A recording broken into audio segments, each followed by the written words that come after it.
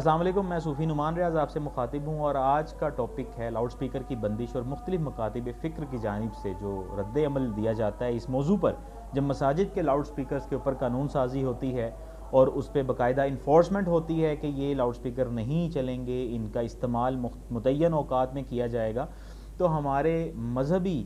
طبقہ جو ہے وہ خاص طور پہ اس کا شدید رد عمل سامنے آتا ہے۔ اور اس چیز میں کوئی دو رائے نہیں ہے کہ ہمارے ملک کی بنیاد اسی کلمے کی بنیاد پر یہ ملک بنا ہے، اسی نظریے کی بنیاد پر یہ ملک بنا ہے جس کا پرچار آپ لوگ مسلسل، جس کی نشر و اشاعت آپ لوگ اپنے لاؤڈ سپیکر سے کرتے ہیں، ہم اپنے لاؤڈ سپیکرز پہ کرتے ہیں، اور وہاں پہ ہم اذانوں اور اعلانات کے علاوہ دیگر سوشل ایکٹیویٹیز کے علاوہ جب محافل کا انعقاد ہوتا ہے تو نعتوں پہ اور تلاوت پہ اور ان سب چیزوں پر اس کا استعمال کیا جاتا ہے۔ اب میرا اپنا شمار چونکہ ان لوگوں میں رہا ہے کہ جن کی بنیادی ایفیلیشن بچپن میں خاص طور پہ مساجد اور مدارس کے ساتھ رہی ہے، تو میں خود بھی اسی مائنڈ سیٹ کا حامل رہا ہوں کہ جب میں نے کسی کو دیکھا کہ اس نے مسجد میں گھس کے لاؤڈ سپیکر بند کرنے کی استدعا کی یا اس نے زور دے کر یہ چیز کہی کہ نہیں جی یہ آپ بند کریں، اس کی وجہ سے ہمارے آرام میں، کام میں یا کسی اور چیز میں خلل پڑ رہا ہے، تو میں نے بھی انہیں اسی نظر سے دیکھا کہ یار یہ تو مسلمان ہی نہیں ہے، شاید یہ کیسے کلمہ گو ہیں، ان کو اللہ اور رسول کی باتوں سے، ان کی نعتوں سے، قرآن کریم کی تلاوت سے یا ایسے موضوعات پہ تقاریر اور خطابات سے مسئلہ ہے۔ لیکن اب جیسے جیسے انسان شعوری ارتقاء کی طرف جاتا ہے اور وہ آہستہ آہستہ چیزوں کو آبزرو کرتا ہے اور اسے سمجھ آتی ہے ایک فیز سے زندگی کے نکل کے دوسرے فیز میں آتے ہوئے، تو اسے پتہ لگتا ہے کہ ہم تو اپنی کسی غلطی کو غلطی سمجھتے ہی نہیں ہیں۔ ہم تو اپنے دین کا وہ بنیادی رکن جس میں پبلک پیس اینڈ آرڈر اور پبلک یوٹیلیٹی کو میکسیمائز کرنے پہ زور دیا گیا ہے اور اس کے اوپر بات کی گئی ہے کہ لوگوں کے آرام میں، ان کے کام میں، ان کی دیگر روٹین کی ایکٹیویٹیز میں اگر آپ کا مذہب یا آپ کا عقیدہ کوئی خلل ڈال رہا ہے تو پھر کہیں نہ کوئی مسئلہ ضرور ہے۔ وہی مسئلہ میں نے اب ریئلائز کیا، ابھی بھی آپ کو میرے بیک گراؤنڈ میں بھی یہ آواز شاید آپ سنائی دے رہی ہو آپ کو، اور میں پچھلے 2 گھنٹے سے کوشش کر رہا ہوں اسی طرح سے ایک ویڈیو ریکارڈ کرنے کی، لیکن میں نہیں کر پایا۔ اب کئی لوگ ایسے ہوتے ہیں جنہوں نے دن کے مختلف اوقات میں انہوں نے مختلف ٹائم جو ہے وہ متعین کیا ہوتا ہے کہ وہ نماز اپنے ٹائم پر پڑھتے ہیں، اس کے بعد وہ محافل کا انعقاد بھی کرواتے ہیں۔ ہم لوگ خود بھی انہی چیزوں میں، انہی ایکٹیویٹیز میں، چونکہ اہل سنت والجماعت سے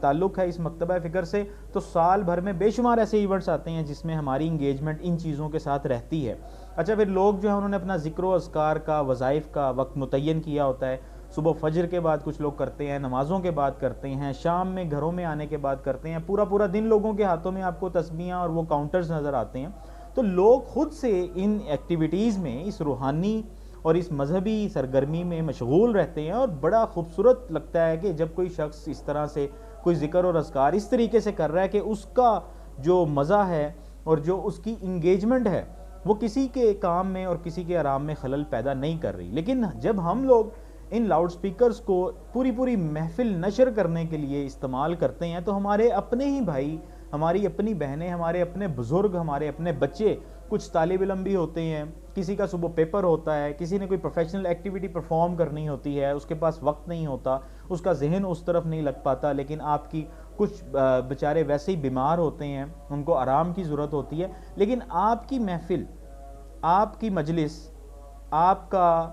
جو کٹ ہے، ایک مذہبی کٹ، کسی بھی قسم کا جو پروگرام آپ نے آرگنائز کیا ہے، اس کو سننا نہ چاہتے ہوئے بھی ان کی مجبوری بن جاتا ہے۔ گھروں کے اندر یہ ایک روٹین ہے، یہ ایک نارمل سی چیز ہے کہ ہم نے اپنے گھروں میں یہ چیز دیکھی کہ جب بھی اذان آتی ہے ٹی وی پر یا کوئی اور تلاوت کلام پاک نشر ہوتی ہے یا کوئی بھی ایسا پروگرام لگا ہوتا ہے کہ جو ایسی چل رہا ہے اس کو کوئی بھی نہیں دیکھ رہا، سب اپنی باتوں میں لگے ہیں، تو فوراً کوئی نہ کوئی بڑا کہتا ہے کہ بھائی ٹی وی بند کر دو۔ یہ بے حرمتی ہے کہ آپ ایک پروگرام سننا نہیں چاہ رہے، یہ اعلیٰ پائے کی بات ہے، یہ اچھی بات ہے، یہ بڑی بات ہے، اس کو سننا چاہیے۔ اگر آپ کے پاس اسے سننے کا وقت نہیں ہے، آپ اپنی کسی سرگرمی میں ملوث ہیں، اپنا کوئی کام کر رہے ہیں، تو اس کو بند کر دو۔ اگر وہاں پہ کوئی ڈرامہ لگا ہوگا اے آر وائی کا یا کسی جیو شیو کا، تو اس کو اتنا بودر کوئی نہیں کرے گا، لیکن اللہ کے کلام کو، نبی اکرم صلی اللہ علیہ وآلہ وسلم کی احادیث کو اور اسی حوالے سے تقریروں کو اور دیگر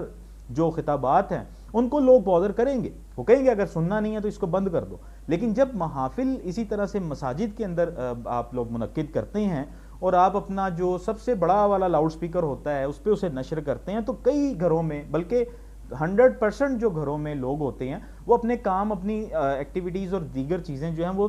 ترک نہیں کرتے، اور ہم ایک نئے دور میں اب داخل ہو چکے ہیں۔ اب وہ والا دور تو ویسے ہی باقی نہیں رہا کہ جب محلے کی مسجد میں کوئی محفل ہو رہی ہے اور گھروں کی خواتین جو ہیں جیسے ہی کوئی اللہ کا نام یا کچھ ایسی چیز نشر ہونا شروع ہوئی وہ سب کچھ چھوڑ چھاڑ کے بیٹھ کے وہ سننے لگ گئے، ایسا نہیں ہوتا۔ تو میرے خیال میں ہمیں بھی تھوڑا سا اپنے اوپر بھی تو غور کرنا چاہیے نا۔ اس پہ تو زیادہ تر بات تو فرقہ واریت کے حوالے سے کی گئی کہ جی ایک محلے میں اگر ایک مسجد ہے وہاں پہ شیعہ بھی رہتا ہے، دیوبندی بھی رہتا ہے، اہل حدیث بھی رہتا ہے، سنی بھی رہتا ہے، اور دیگر بھی جو جتنے فرقے شرکے ہیں وہ سارے لوگ وہاں بیٹھے ہیں، تو کسی کی دل آزاری نہ ہو۔ کوئی ایک جو خطیب ہے یا کوئی ایک تقریر کرنے والا جو مقرر ہے وہ جب کوئی بات کرے تو وہ کوئی ایسی بات نہ کرے کہ اسی وہاں پر بیٹھے ہوئے باقی لوگوں کا، اسی محلے میں رہنے والے باقی رہائشیوں کے نظریات جو ہیں ان کے اوپر انہیں کوئی ٹھیس پہنچے اور پھر کسی قسم کی لڑائی جھگڑا یا کچھ ایسا سامنے آئے۔ ہم اس کی مخالفت بھی نہیں کرتے، ہم یہ بھی نہیں کہتے کہ اس کو اٹھا دو، اس کو نکال دو، اس پہ اعلانات ہوتے ہیں، لوگوں کی موت ہو جاتی ہے، کچھ اور سماجی اور معاشرتی معاملات ہوتے ہیں جن کو وہاں سے نشر کیا جاتا ہے۔ اذان ایک بہت بڑا پہلو ہے، بڑا اسینشل ایلیمنٹ ہے کہ جو اذان کے لیے بلایا جاتا ہے اسی لاؤڈ سپیکر کو استعمال کرتے ہوئے، لیکن اس سے ہٹ کر جو باقی ساری ایکٹیویٹیز آ جاتی ہیں، اور بڑے افسوس کے ساتھ میں نے دیکھا کہ ہم جب کوئی ان چیزوں کو مطلب بڑا کوئی سیریسلی اور بڑی اچھی نیت کے ساتھ بھی اگر کوئی بندہ اس ایشو کو لے کر سامنے آتا ہے تو اس کے اوپر فوراً سے پہلے ہمارے لیے سب سے آسان ٹیگ جو اس وقت ہے لوگوں کے اوپر لگانا وہ ہے قادیانیت کا ٹیگ، اس کے اوپر لگا دیا جاتا ہے نعوذ باللہ من ذالک، کہ کسی ایسے شخص پہ جو نبی اکرم صلی اللہ علیہ وآلہ وسلم پہ درود و سلام پڑھتا ہے، ان کی ختم نبوت کا قائل ہے اور ایک پکا سچا مسلمان ہے، کلمہ گو مسلمان ہے، اس کو اس کی ذرا سی چھوٹی سی ایسی ویسی کسی حرکت پہ ہم یہ نہیں دیکھتے کہ یہ کس دور کا بندہ ہے، یہ ہم کس دور کے اندر جی رہے ہیں، ہمارا براٹ اپ جو ہے وہ کس حساب کتاب میں ہو رہا ہے، ہم فوراً کسی پر بھی کوئی نہ کوئی الزام جڑ دیتے ہیں۔ تو میرے خیال میں ہمارے جو پڑھے لکھے اور خاص طور پہ جو علماء ہیں ہمارے، ان کو اس چیز کے اوپر غور کرنے کی ضرورت ہے کہ آپ کوشش کریں کہ اس کو استعمال کریں، لیکن اس طرح سے استعمال کریں کہ وہ پبلک پیس جو پبلک پیس ہے اس کے اندر کسی قسم کا خلل، اس کے اندر کوئی امپیڈیمنٹ، کوئی ریزسٹنس وہ اس کی وجہ سے نہ آئے اور کسی کو تکلیف کا سامنا نہ کرنا پڑے۔